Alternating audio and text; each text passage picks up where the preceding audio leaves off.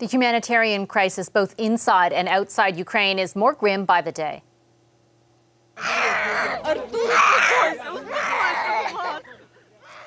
A heartbreaking scene just outside Kyiv as a baby boy says goodbye to his father, a police officer.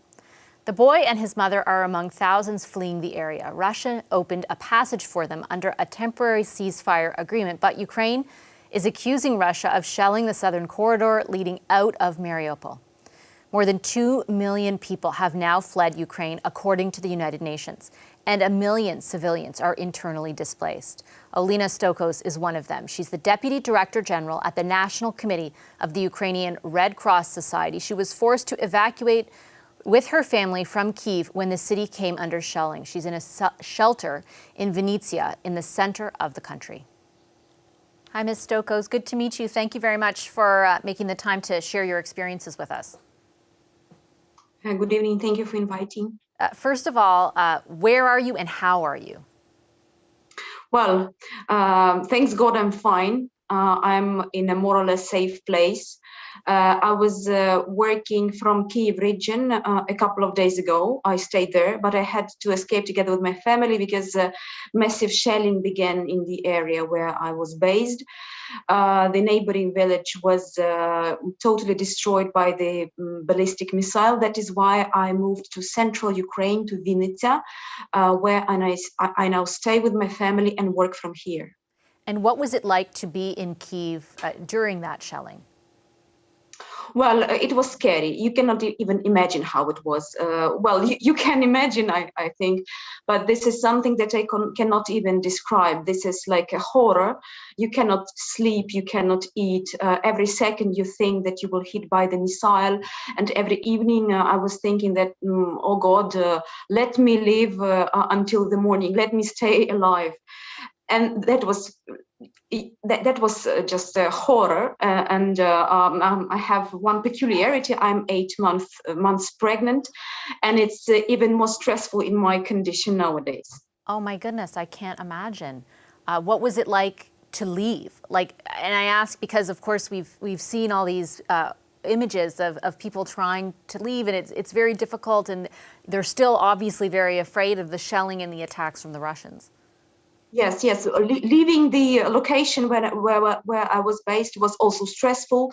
We left early morning at the end of curfew, and we were afraid not to be shot down by the aggressor, because we have many cases when civilians are killed in their cars. That is why the first couple of hours were very stressful, and when we left the hottest area, it became easier. So now it's nice. I'm happy to be here, in fact. Yeah, I imagine. I was going to ask you, you must have a sense of relief, but at the same time, knowing so closely what everyone there is, in and around Kyiv is going through, you must also feel, much sadness just thinking of what they're enduring at the same time. Yes, and I'm thinking about my home, about my house in Kyiv, and I'm not sure if I will have a house in a couple of days, in fact.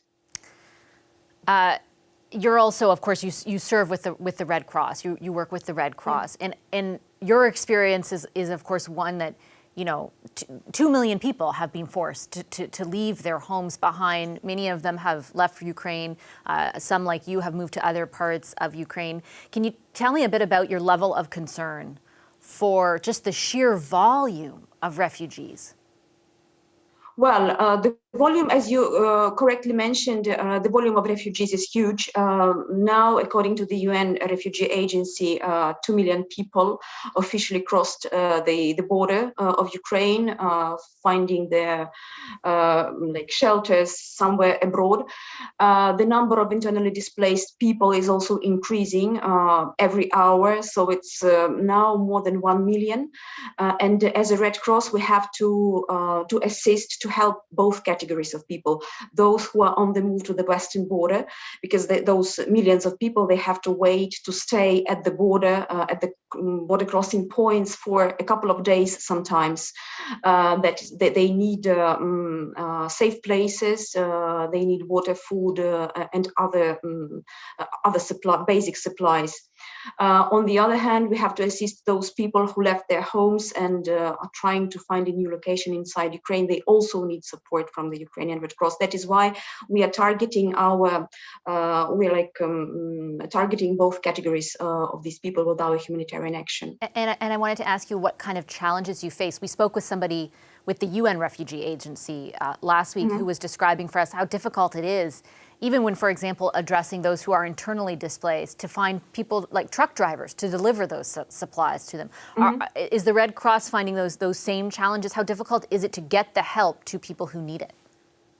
Yes, situation differs in different parts of Ukraine.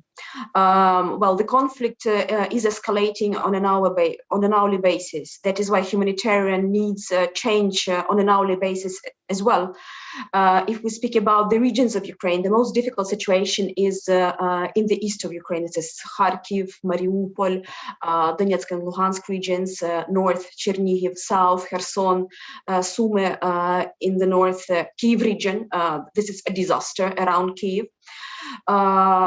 Because of missile attacks against civilians, people have to stay in these regions without water, electricity connection and food, and we have to somehow provide these. Many of these people live in unprepared shelters. Across the country, almost everywhere, we see the shortage of fuel and water. Also, in addition to that, there are specific categories of people who suffer even more because of the ongoing violence. These are people with disabilities, people with medical conditions, or wounded people, and people who are sitting in basements and cannot get out, because as soon as they get out of their basements, they will be killed immediately by the aggressor. All these categories of people should be provided with medicines, specific medicines, water, food, whatever, and they're sitting there without electricity, without connection, without anything. So this is the situation across the country. Of course, as a Red Cross, we are trying to support all of those people with our resources, which are not enough, unfortunately. On that note, then, before I let you go, what is your message to Canadians watching who really feel like they want to, like they need to help? Well, out of the basic needs that we have, these are: we need to provide first aid kits to people everywhere, trauma and injuries kits, medical care for the wounded people, food, hygiene, water. We are doing our best to deliver this to those who need it. Another specific, difficulty that we have, we cannot get to all those people who need our support because of heavy shelling. So we have to wait for a ceasefire. We have to wait until it is safe to get to those people, and it's very difficult. In Ukraine, we have in Ukrainian Red Cross, we have 500 staff, 6,000 volunteers. All of them are participating in our response, and all of them can be attacked any minute. So we are working in very dangerous conditions. But we will continue working anyway, because this is our humanitarian mission.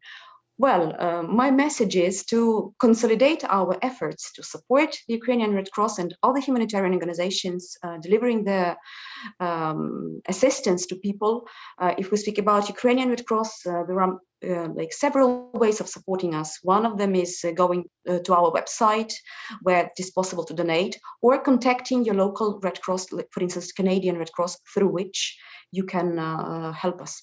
Okay, I'll leave it there. Ms. Stokos, thank you very much again for sharing your observations, your time. I hope you can stay safe, and best of luck with the delivery of your baby. Thank you very much. Thank you. Thanks.